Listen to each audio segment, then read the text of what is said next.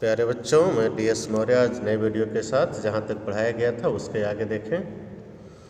फिर इंटरव्यूअर पूछता है, with success in probably every musical composition how have you timed your task. यानी with success, सफलता के साथ, इन प्रोबेबली एवरी म्यूजिकल कंपोजिशन, संभवतः हर किसी संगीतिक प्रोग्राम में, how have you timed your task, कैसे आपने अपने कार्यों को व्यवस्थित किया, समय के अनुसार ढाला। तो रहमान उत्तर देते हैं कि I started doing very limited films, मैंने पहले बहुत कम पिक्चर्स को में काम करना शुरू किया, बहुत कम पिक्चर में काम गाना अपना म्यूज़िक देना शुरू किया। When a composer use to do 30 films in a year, जब कोई कंपोज़र यानी फिल्म बनाने वाला लगभग 30 फिल्मों को एक साल में तैयार करता था, I would take up only 4 और 5, तो मैं केवल 4 या 5 में ही पार्टिसिपेट किया, 4 या 5 में ही साइन किया।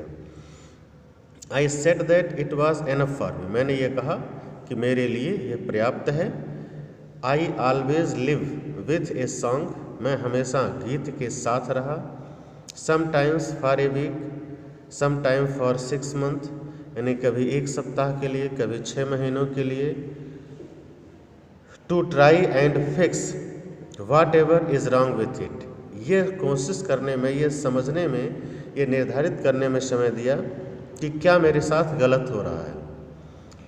Because if I do not like something, क्योंकि यदि मैं ही कोई चीज़ नहीं पसंद करता, people will not like it either, तो लोग भी इसको पसंद नहीं करेंगे। I have gone by that rule and so far, मैं इसी नियम के साथ चलता रहा और काफ़ी समय तक इस नियम को फॉलो किया। इट इज़ बीइंग वर्किंग, अर्थात यही मेरा कार्य करने का तरीका था। गॉड हैज़ बीन काइंड, अर्थात ईश्वर दयालु है। I do not want too much of crowd, मैं बहुत ज़्यादा भीड़ नहीं चाहता था। Music is something like a baby in the mother's womb till 9 month, संगीत एक उस बच्चे की तरह होता है जो अपनी माँ के गर्भ में लगभग 9 महीने तक रहता है। It is isn't it, writer फिर रहमान जी पूछते हैं क्या ऐसा नहीं है। You can not just expose it before it comes out, अर्थात आप संगीत को तुरंत नहीं बाहर ला सकते, तुरंत नहीं लोगों के सामने प्रस्तुत कर सकते हैं। बिफोर इट कम्स आउट, जब इससे पहले कि जब इसको आना, अर्थात कहने का मतलब जब तक इसकी जांच पड़ताल, कायदे से देख रेख, ऑब्जर्वेशन ना हो, तो आप संगीत को बाहर नहीं ला सकते।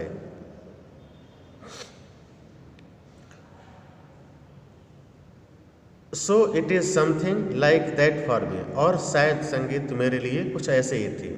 That is the reason why I work in a very isolated way, यही वो कारण था जिससे मैं बहुत अकेले होकर के काम करता था। It is very different from the musical concerts, यह संगीत के प्रोग्रामों, सभाओं से काफ़ी अलग था। That are very much in this days, जो इस समय काफ़ी हद तक इस जीवन में, इस समय में सत्यापित भी है। इंटरव्यूअर पूछता है, being in the film industry is a very difficult thing, film industry में होना बहुत कठिन कार्य है। You have seen your parents struggle there, आपने अपने माता पिता को भी वहाँ संघर्ष करते हुए देखा था। वाट have you learn in terms of working with in the film industry, watt have you learn, आपने क्या सीखा, इन टर्म्स ऑफ वर्किंग, काम करने के क्षेत्र में, within the film industry, film industry में, and how have you changed the way you work, और किस तरह से आपने उन तरीकों को चेंज किया जिस तरीक़ों से आप काम करते हैं। तो रहमान जी कहते हैं, my faith in Sufism was a major change in my life, अर्थात सूफिज्म, अर्थात एक तरह से मतलब एक विश्वास में, साधु संतों, सूफी संत होते हैं, अर्थात एक तरह से काइंड ऑफ फेथ, एक तरह से विश्वास ही कह लीजिए, या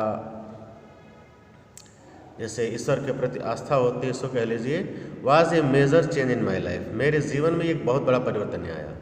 after selecting that path I think I could probably separate myself from so many things and took at it from a very external point of view.